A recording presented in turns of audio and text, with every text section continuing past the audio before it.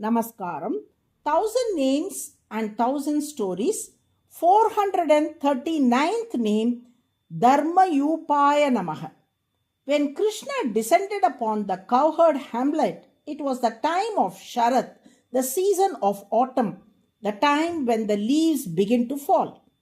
One evening, as the moon rose in the sky, Krishna stood beneath a tree and began to play his flute.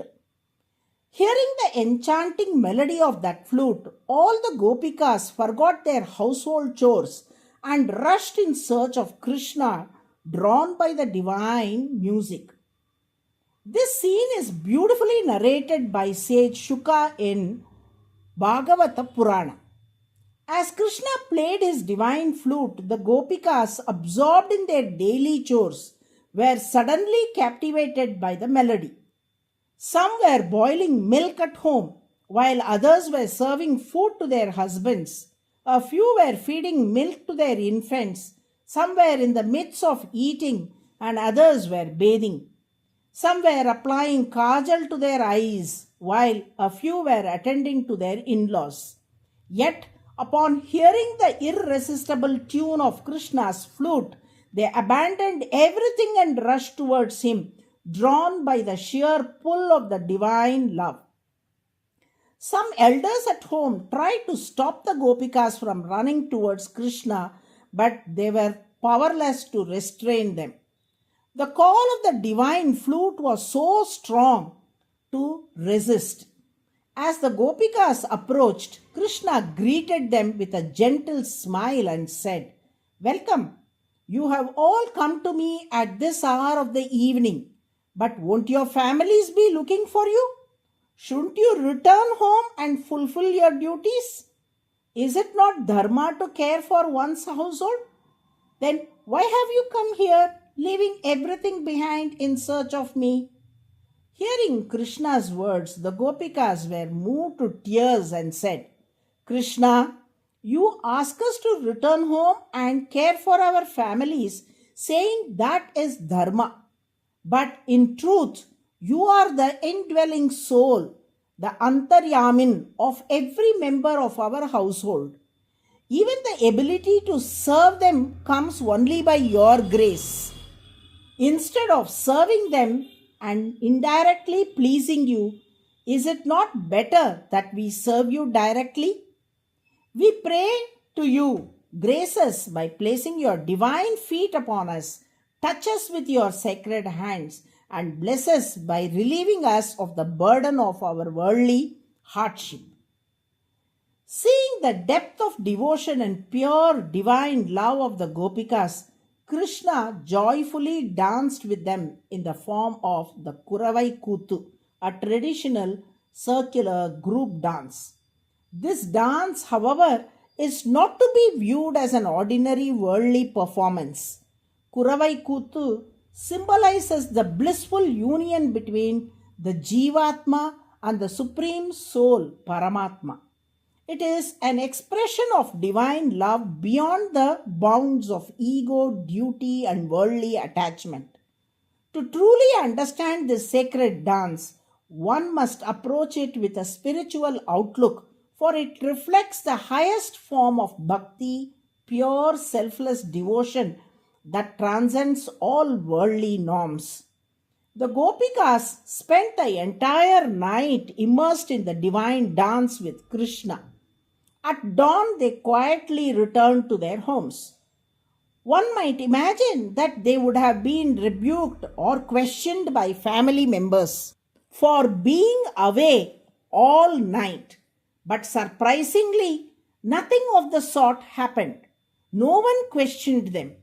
Everything resumed as if nothing unusual had happened, and the gopikas returned to their daily duties as usual. How was this possible?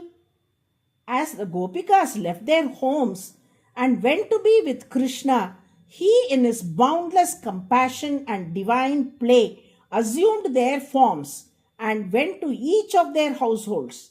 Taking on their appearances and mannerisms, he quietly carried out all their duties, serving their families, caring for their children, and attending to the household tasks. As a result, none of the family members ever realized the Gopikas were away. Their absence went completely unnoticed, for Krishna himself had filled their place. Such is the depth of his love for his devotees that he not only calls them to him but also takes care of everything they leave behind, ensuring their devotion is untouched by worldly consequences. This is the mysterious grace of the Lord. When one is drawn to him with pure, unwavering devotion, he ensures that worldly obstacles do not hinder the devotee's path. When viewed from a purely material or worldly perspective, the Gopikas leaving their homes at night to be with Krishna might seem like a violation of conventional or normal dharma. However, the deeper truth is that the Lord Himself is the embodiment and source of all righteousness. As the scriptures declare, Krishnam Dharmam Sanatanam. Krishna is eternal righteousness. He is the ultimate dharma, the highest principle that governs all other duties. The Gopikas, in choosing to respond to Krishna's divine call, were not abandoning dharma but rising above normal dharma to embrace the supreme dharma, devotion to the Lord. And because their surrender was complete and pure, the Lord Himself took upon the responsibility of fulfilling their worldly duties. Thus, the duties of normal dharma were not left undone. They were accomplished by the very source of the supreme dharma, the Lord Himself. Since the Lord Himself embodies supreme dharma, all other forms of dharma naturally align with the supreme dharma and serve to please Him. As a testament to this truth, the Lord manifests in the form of Shimshumara Chakra, symbolizing His presence as the axis of righteousness. Therefore, He is glorified as Dharma Yupaha, the one who is firmly united with Dharma, the 439th name in the Vishnu Sahasranamam. The term Yupa refers to the sacrificial post used in ancient rituals, symbolizing the center to which all offerings are tied. Similarly, the Lord stands as the unshakable support of all dharmic principles. Those who chant Dharma YUPAAYA NAMAH with devotion will be blessed by the Lord to lead a life rooted in righteousness, unwavering in the face of challenges, and guided by His divine will on the path of Dharma. Narayana, Narayana.